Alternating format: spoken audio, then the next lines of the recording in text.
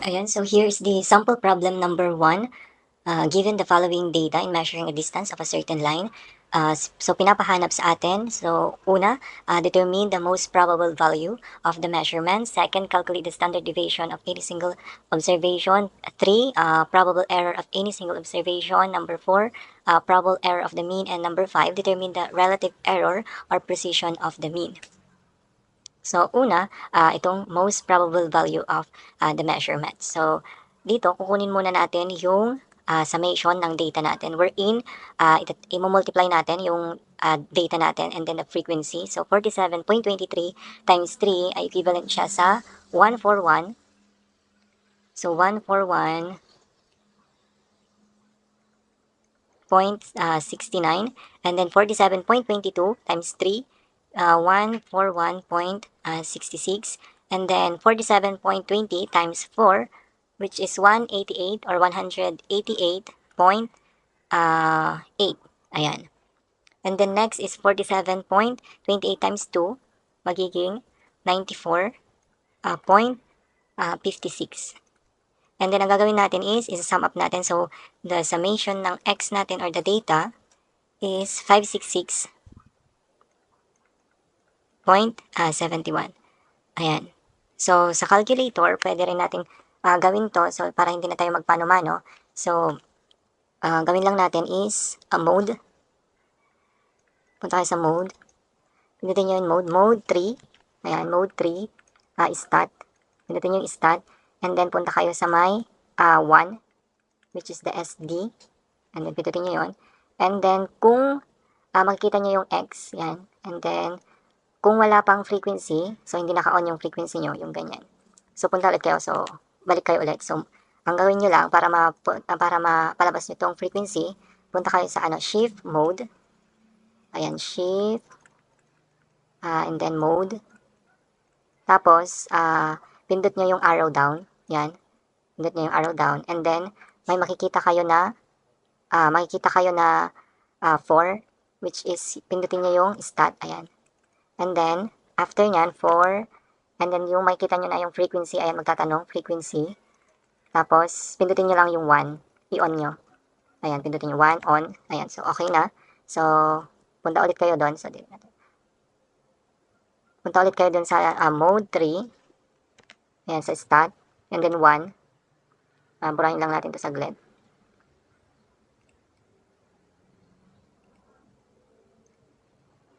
So, ito, ganito ang gawin nyo para hindi na kayo magmano-mano. So, yan, i-type nyo dun sa X, 47.23. And then, yan, i-type nyo lang to lahat. So, 47 equals 47.22. So, 47.2. And then, 47.28. Ayan. And then, palitan nyo lang yung frequency niya. So, palitan nyo yung 111. So, ito, i-input nyo to sa calculator sa frequency. So, 3 equals, to 3 equals, and then 4 equals, and then 2. Ayan, equals. And then, after nyo na i-input lahat, yan, so, punta kayo sa, CA. Ayan, pindot nyo yung CA. And then, punta kayo sa pindot nyo yung apps. Ayan, so, apps. And then, after ng apps, so, punta kayo sa 4. Yung sum. Yan. So, 4. And then, pindutin nyo yung 2. So, yung summation ng x. So, 2. And then, equal. So, makikita nyo, 566.71 yung sagot natin. Ayan. So, ganon. So, parang na din nyo, calculator technique na din. So, for checking. Ayan. Para hindi na magmano-mano. And then, yung kukuha natin is number 1, the most probable error or most probable value or the MPV ay equivalent lang siya sa summation ng x over n. Ayan na. So, salpak natin. 566.71 divided by 12. So, ang magiging MBV natin, so balik nyo lang, compute, and then 566.71 divided by 12. Ayan. So, makuha nyo, 47.2258. Ayan. So, meter. So, yan yung most probable value natin. So, pwede rin yung, pakita natin yung calculator techniques. So, kanina yung input natin, di ba? 47.23 equals, di ba, 47.20, 47.28, 3, 4, and then 2. So, yan. Ship, apps, and then, yung kanina ulit. So, di ba input nyo? Yung mode 3 kanina, mode 3 stat. Mode 3, and then, punta kayo sa stat. Ayan. Tapos, yung, kanina yung SD, di ba? And then, type nyo to. And then, after nyan, punta kayo ulit sa CA, and then apps. And then, pag pindot nyo yung apps, punta kayo sa may number 5, which is the S bar. Ayan, so pindot nyo 5, S bar. And then, may magpapakita doon na pindutin nyo yung 2, which is X bar. Ayan, so pindot nyo yung 2, X bar. So, ang makukuha doon, ang lalabas doon is 47.2258. 2258. So, yan. So, same sa nakuha natin na MBV. So, ganon. So, ganon yung, ano niya. So, for calculator techniques. So, for checking sa calculator. Ayan. So, yun. Nakuha na natin yung most probable value, which is ito. MBV natin is 47.2258 meter. Ayan, proceed tayo sa number 2. Ayan, so, bago natin makuha yung itong standard deviation, di ba? Ang formula ng standard deviation of any single observation, Sx, is equal to positive, negative ng summation ng v squared or deviation squared and then n minus 1. So, yan yung formula. So, kailangan natin muna kunin itong deviation and then v squared natin and then ito, v squared times the frequency. And then, para makuha natin yung v squared. Ayan, so, di ba, ang MBV natin, or ito, deviation, equal lang siya sa v is equal to, kita ba? So, ito dito lang sa. So, yung deviation or v is equal to x minus MBV. Yung MBV natin kanina is 47.258. Yan yung value ng MBV natin. So, para makuha yung deviation, so ito, minus natin 47.23 minus 47.23 minus 47.25, ay 2258 pala to. 2258, yan.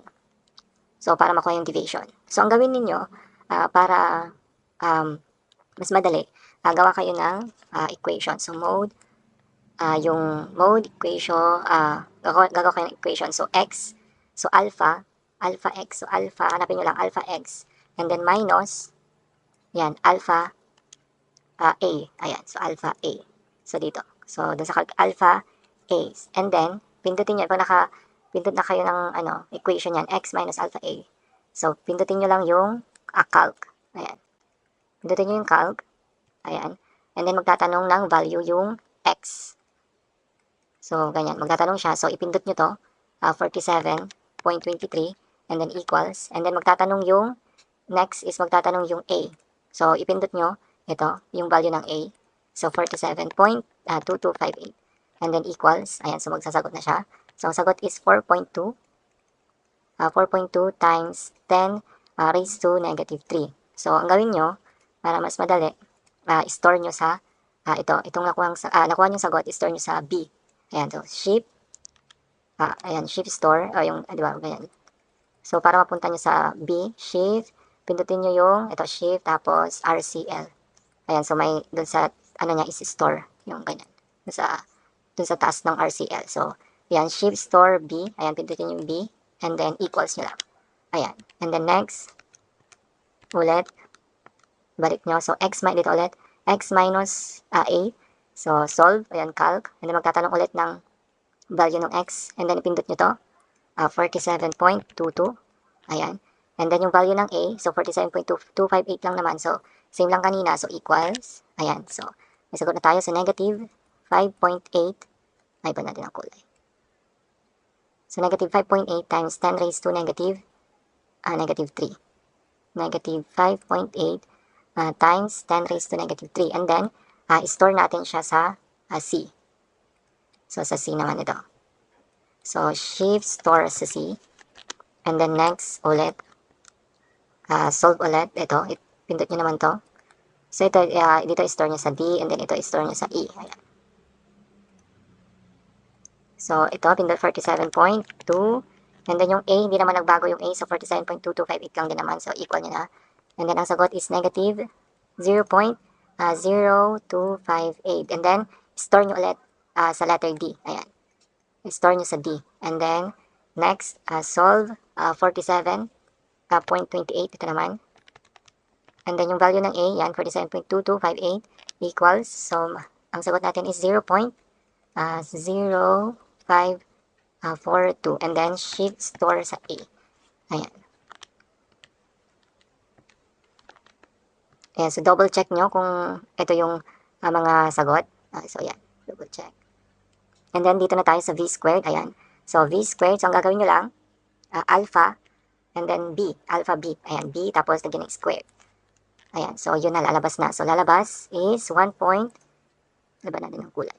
So, 1.76 64 times 10 raised to negative 5.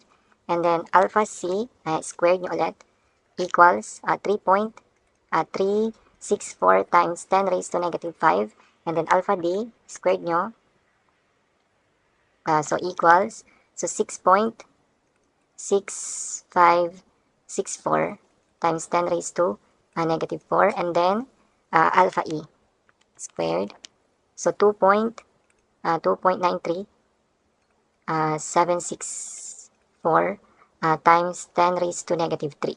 Ayan, and then, ito times natin para makuha dito. So, i-times natin dito sa may, dito sa frequency. So, dito muna. So, 2 point, so alpha B squared minus times 3.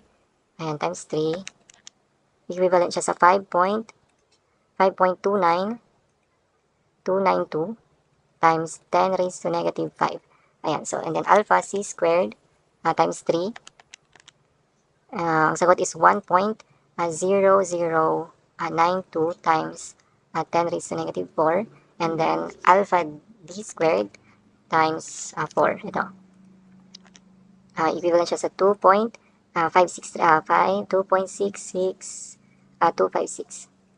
times 10 raised to negative 3. And then alpha E squared, ito, times 2. Ang magiging sagot dyan is 5.8528 times 10 raised to negative 3. And then, yan, para makuha, yung summation lang natin to, add lang natin lahat. So, ang magiging sagot natin dyan is 5.292.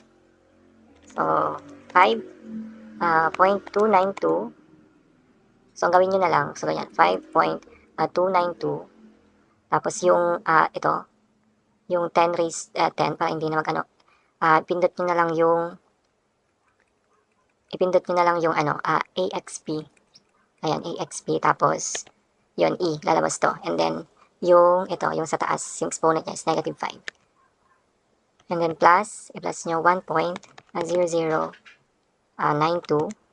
Yan, tapos, negative 4, plus 2.66256, negative 3. Ayan, ito, plus 5.87528, negative 3. Ayan, so, magiging sagot dyan is 8.692 na lang. 692, or buuin na lang natin. So, 8.69168 times 10 raised to negative 3. Ayan. So, ito, burahin lang natin.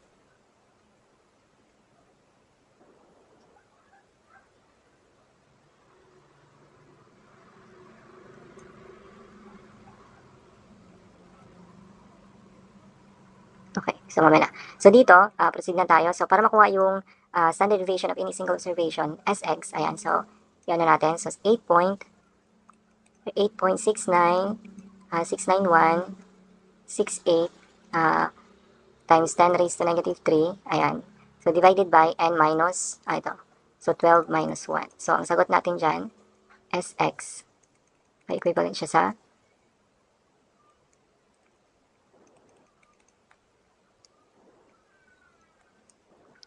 square root 8.6916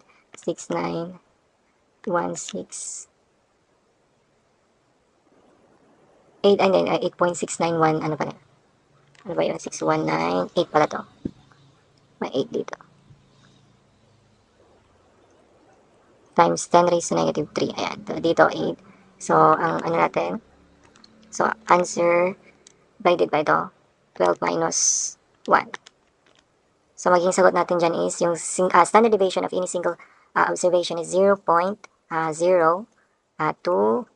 So, positive, negative. Ayan. So, yan yung sagot natin for single observation. So, sa calculator techniques naman, pwede nating makuha ito. So, double check natin. So, balik tayo dito sa may, dito. So, ito kanina, di ba? Punta tayo ulit sa mode stat, SD, and then, ilagay ulit natin to. So, ilagay nyo ulit to, input nyo ulit sa calcu to. 47.23, and 47.22, and then 47.20, and then 47.28. Ayan, and then, ilagay nyo itong frequency ulit. So, 3, 4, 2, ayan. So, punta ulit kayo sa ano. So, CA ulit. CA, and then apps.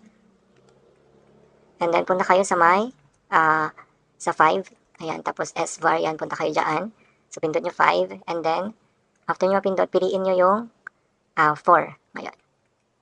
So, 4x, ganyan, and minus 1. So, equal lang siya sa SX natin, or the standard deviation of single observation. So, ang magkukuha natin dyan, pag pinindot mo yan, 4, equivalent siya sa 0.0281. So, yan yung sagot natin for pag sa calculator technique. So, dito, nakuha natin kanina, ayan, so same lang. Dito, ayan, so positive, negative, 0.0281. So, yan. So, pang double check nyo yun sa calculator techniques. Ayan, for standard error of the mean, or ito, so SX bar is equal to, ang formula dyan is S sub x, tapos square root ng n. Ayan. Equivalent to 0.0281 divided by square root ng 12. So, equivalent siya sa 0.0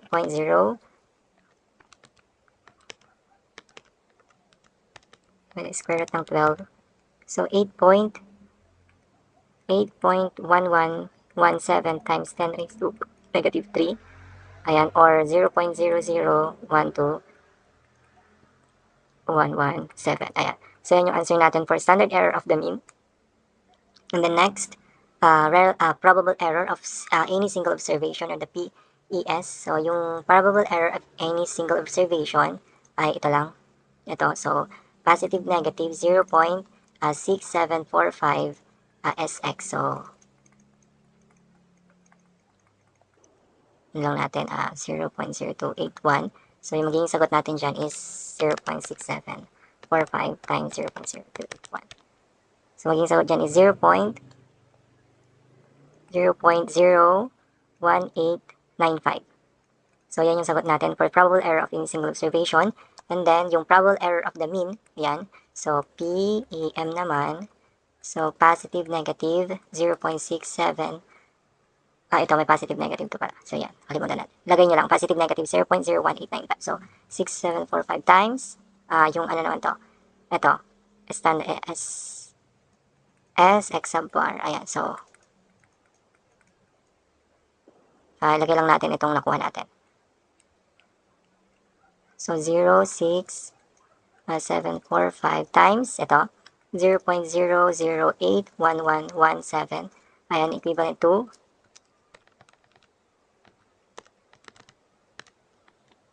5.471 times 10 raised to negative 3, or 0.005471. So, yan yung sagot natin for the probable error of the mean. Positive, negative, ayan, positive, negative, and then dito sa, ano din, so positive, negative, yan. So, yan yung mga sagot natin. Ayan, and then next, for last one, sa sample problem number 1, itong relative error or precision of the mean. So, gamit ang ibang color.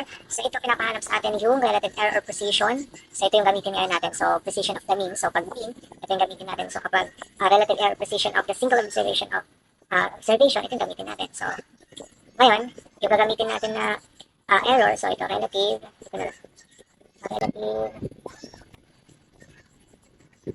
So, relative error or precision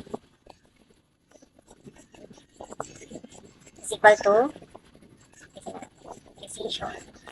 Ayan, so equal to, formula natin is error divided by MPV. So, yung error na gagamitin natin dito since mean, relative error precision of the mean, so yung gagamitin natin na error is ito. So, 0.00547 divided by yung MDV natin kanina, or the most probable error na, yun, 47.2258. Yan yung MPV natin. So, ang gagawin lang natin dyan, is, 1, babaltarin lang natin to. So, 1 divided by 47.2258 then divided by ito, 0.00547.